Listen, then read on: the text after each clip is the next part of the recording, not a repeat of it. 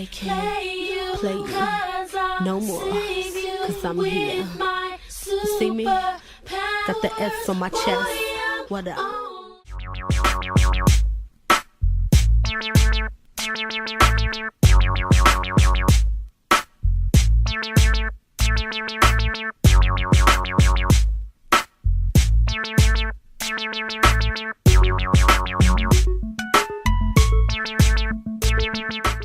What's up? It's Nick Gallo, the guy you know. I'm here with the beautiful and talented Little Mo. So Little Mo, how has Chicago been treating you so far on your trip here?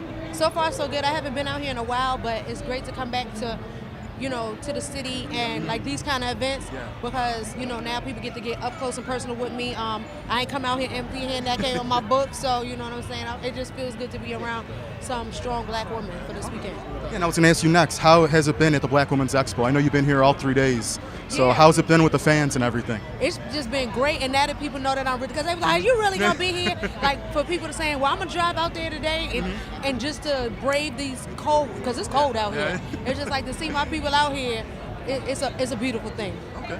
And how did you get involved with wanting to write a book? Have you always wanted to since the beginning of your career? Yeah, with me being a songwriter, it was just like I was an author anyway. But when the opportunity presented itself right after season 1 of R&B Divas LA, I was just like, why not, just finally tell my story. My book, Tame a Little Mo, was just basically the whole version of when I did the Diva Log, Cynthia versus Little Mo, and stuff like that. That was the condensed version for TV, so now I get to tell the whole story. This is my tell-all book about my life. A lot of people hear tell-all, they be, oh, she's spilling industry tea. Like, no, I'm spilling my own tea. You might as well hear it from me rather than hear it from somebody else that don't know what they talk about. Hello? Yeah, exactly. And what is still your defining moment in your career that basically you told yourself, I made it, that you remember? I'm still working on that defining moment. I'm still on this thing where I call myself almost back famous. People are like, girl, you are famous. I'm just like, I still feel that, like, not saying that when you famous, that means, oh, nobody can't be around me, clear the back room. Like, no, it doesn't take all that. But it's still like, I still have so much more to do. So it's just like, I think once I'm going on to glory, that's when my defining moment, because people are like, yo, she really was dope. So I'm still working on my defining moment because it's so much more to me than honestly what I presented thus far. So I'm basically coming out my shell. I've been in the industry as Little Mo for 17 years, so now I'm really like, oh shoot, like people know my name. So that just feels good right there.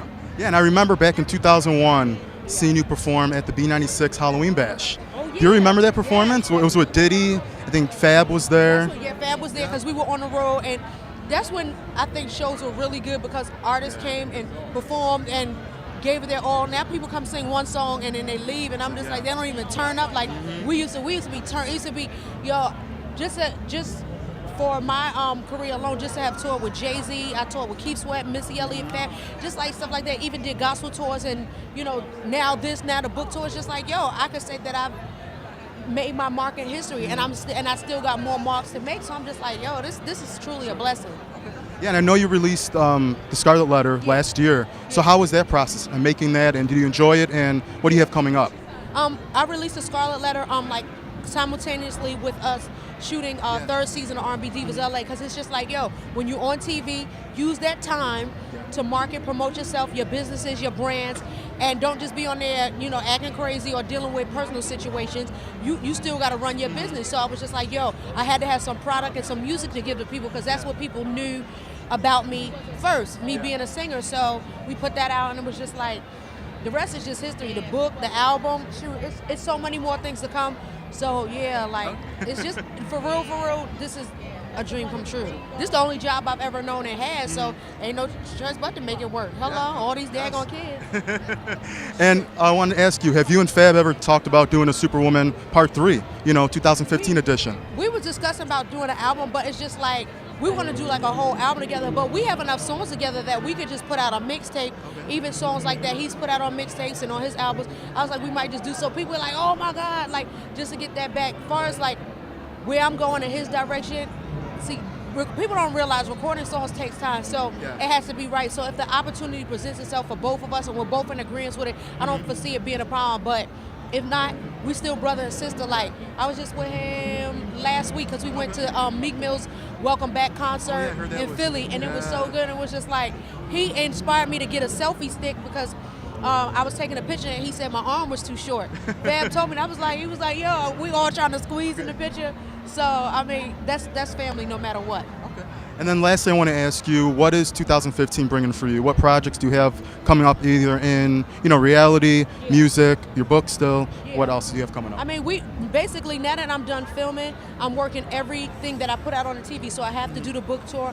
And like as we speak, there's a movie that I'm in. It's on now on BET called Who Can I Run To? So we working that. I'm gonna get into more acting.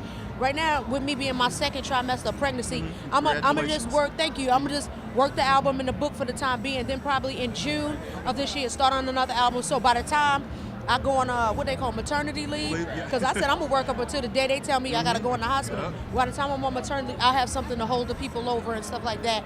And we still we're up to the 8th week of season 3 of R&B Divas of LA. So we got 3 more weeks, 8, 9, and 10, and then a 2-part. So 5 more weeks. I'll be on TV One at 10 p.m. on R&B Divas LA, working that situation and just like really maximize on everything, because now the sky's the limit. So this is the part, and this is the pivotal moment in my career I waited for those doors to just fling open, because now you out of sight, out of mind. I've been off the scene for a minute, so now that I'm back, it's just like I want everything that anything I put my mind to and go after, I'm getting. Okay. Yep. Well, I want to wish you the best of luck with all your success the rest of the year and to much more. And it's Nick Gallo, the guy you know, here with Little Mo. Hey.